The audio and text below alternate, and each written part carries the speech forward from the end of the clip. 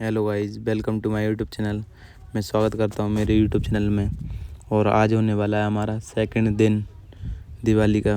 सबसे पहले हम उठते हैं और कलर की सहायता से भैंसों के और सींगों को रच देते हैं, क्योंकि दीपावली पे इनको सजाया जाता है। मम्मी भी हमारी मदद करती हैं भैंसों को सजाने में। फिर उसके बाद हम निकाल देते हैं भैंसों को चरने के लिए। देखिए हमारी भैंसें अभी निकलने वाली हैं खेतों में चरने के लिए, क्योंकि अभी बहुत सारे खेत खाली हो चुके हैं, तो उनको चरने में कोई परेशानी नहीं होती। हरा चारा आसानी से मिल जाता है। आप देख सकते हैं इनके शरीर पे बहुत सारे डिजाइन हैं। ये हाथों से बनाते हैं ताकि इनको सजाया जा सके। और बचा हुआ कलर हम अपने सत्ते में लगाना स्टार्ट कर देते हैं, क्योंकि इस पे वो कलर हट गया था और जंग भी आना स्टार्ट हो गई थी।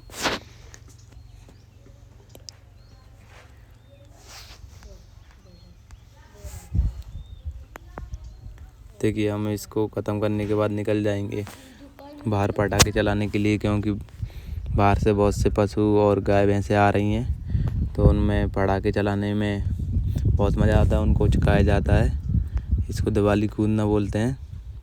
तो देखिए हम फाइनली पहुंच जाते हैं बाहर और ये हम कर देते हैं भैंसों को चुकाना स्टार्ट। अभी हम छोटे छोटे पटाखों का यूज कर रहे हैं, क्योंकि सामने से बड़ा पटाखा नहीं चलाते, लोग गुस्सा हो जाते हैं। तो छोटे छोटे पटाखे पहले चलाए जाते हैं, उसके बाद भैंसें सारी निकल जाती हैं, उसके बाद बड़े बड़े पटाखे चलाए जाते हैं। देखिए हम पटाखे चला रहे हैं, उसकी वजह से भैंसें आगे नहीं आ रही हैं।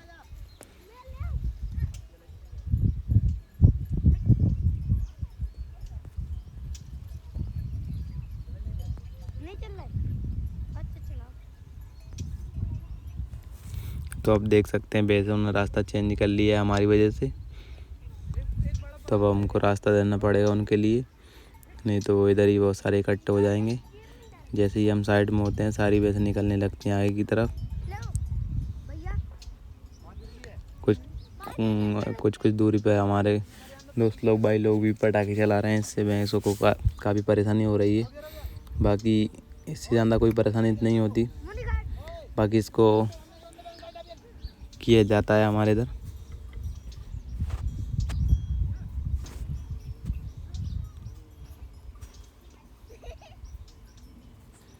देखिए हमने रख दिया एक छोटा सा बम।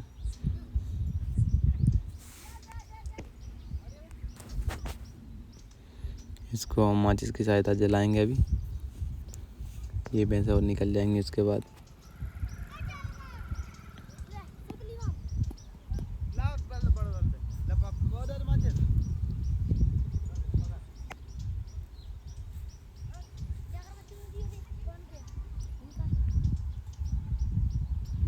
ये आ गया हमारा बड़ा वाला पटाखा। अभी इसको रखते हैं हम पीछे,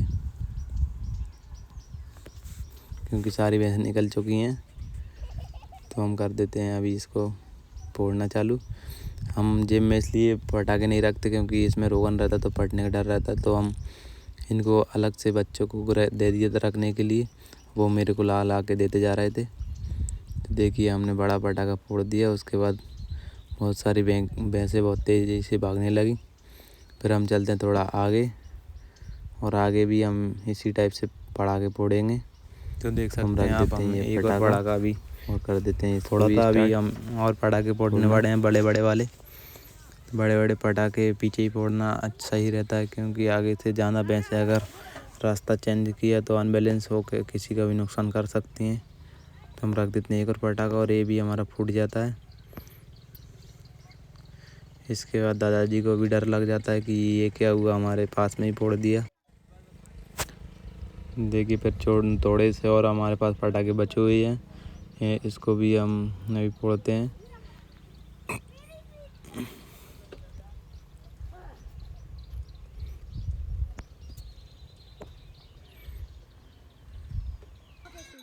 फिर हमारी सारी पैकेटें ख़त्म हो जाती हैं। एक पैकेट में थोड़े से बचते हैं बड़े बड़े पटाखे, तो उसको भी हम बुलवा लेते हैं। तो ये देखिए हमारे वो वाले पटाखे भी आ जाते हैं। इसको फोड़ने चलते हैं हम थोड़ा आगे, क्योंकि घर के आगे बच्चे खड़े हुए हैं तो उनमें लगने का डर है।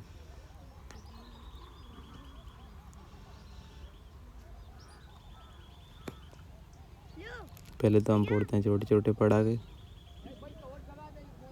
क्योंकि अभी भैंसे आगे नहीं है ज़्यादा, तो हम छोटे छोटे पटाखे पहले फोड़ते हैं। उसके बाद हम बड़े पटाखे फोड़ने के बाद निकल जाते हैं। डायरेक्ट हम पहुंच जाते हैं फिर खेत पर, क्योंकि सुबह का टाइम था तो बहुत सारे पशु चारा खाने के चक्कर में फसल को खा के चले जाते हैं। फिर ये हमारा पहुंच जाता है तालाब के पास, तो तालाब के साइड का व्यू। फिर उसके बाद हम निकल जाते हैं सांडखेड़ा पोटास लेने के लिए, क्योंकि हमारी 10 कुंडी हमने रात में बहुत सारी चलाई थी, तो हमारी 10 कुंडी ख़त्म हो गई थी। हम घर जाके देखते हैं कि हमारा गोवर्धन बनना स्टार्ट हो गया है। तो ये हमारी माता बहनें गोवर्धन बना रही हैं। फिर इसके बाद हम निकल जाएंगे, फिर हम निकल जाते हैं सांडखेड़ा, क्योंकि हमारी थ्रेशर एक दिन पहले ख़राब हो गई थी, तो वेल्डिंग वाले मोन्टू के पास पड़ी हुई थी। तो हम पहुंच जाते हैं उनकी दुकान पर। अभी करीब 11 बजे का टाइम हो गया था। उन्होंने सारी पूजा पाठ कर ली। उसके बाद करते हैं काम स्टार्ट। तो उन्होंने ये एक एंगल बना लिया है, क्योंकि ये बार बार टूट जा रहा था। इस बार हमने इसको काफ़ी हैवी लोहे बनाया था। इसके बाद हम पहुंच जाते हैं घर और हो जाती है हमारी गोवर्धन पूजा स्टार्ट। तो ये देखिए सारे लोग इकट्ठा हो गए हैं और यहाँ पे हमारी हो रही थी गोवर्धन पूजा। यहाँ पे हम थोड़ा बहुत चलाते हैं 10 कुंडी और थोड़ा करते हैं मजाक मस्ती। देखिए हमने बोतल लगाई और बोतल के चित्र उड़ गए, क्योंकि पोटास में बहुत पावर रहती है। फिर चलाते हैं हम जो बचे हुए छोटे छोटे बम थे उनको, तो ये हमारा चल जाते हैं बम।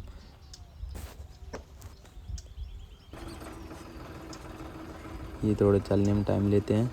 इसके बाद निकल जाते हैं हम सांडखेड़ा, क्योंकि पहले अभी हम ट्रैक्टर की सहायता से उसको लाएंगे घर, ऊपर करेंगे उसकी टेस्टिंग कि सही से काम हुआ है कि नहीं।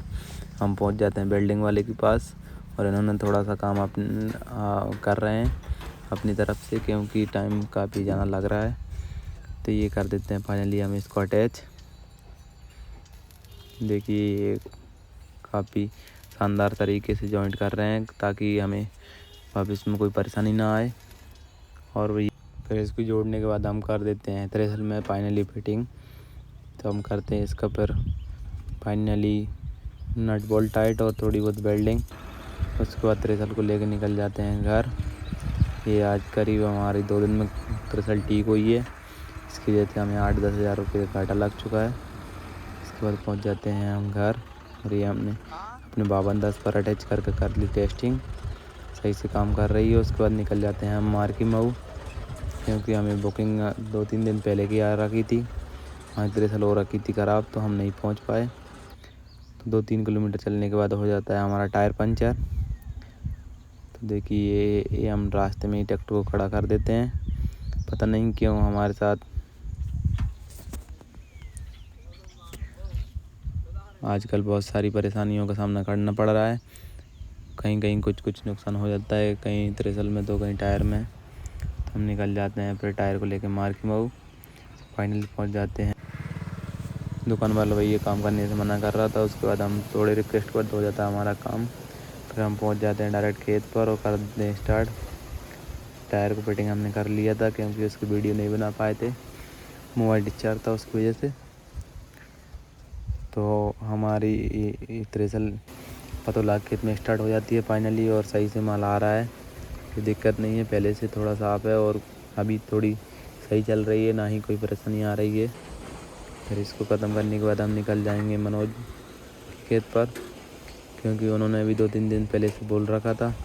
तो हमारी अभी 2 दिन पहले ही ख़राब हुई थी। तो इसके बाद हम निकल जाते हैं उनके खेत पर, फाइनली कर देते हैं उनके खेत में भी स्टार्ट।